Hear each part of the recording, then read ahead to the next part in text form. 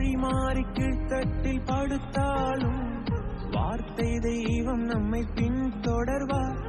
வழி மாறி கீழ்த்தட்டில் படுத்தாலும் வார்த்தை தெய்வம் நம்மை பின்தொடர்வார். நான் கடலின் அலை நோக்கி குதித்தாலும், நான் கடலின் அலை நோக்கி குதித்தாலும் நீனை கொண்டு மீட்பார். என் ஜீவனை நீனை கொண்டு மீட்பார்.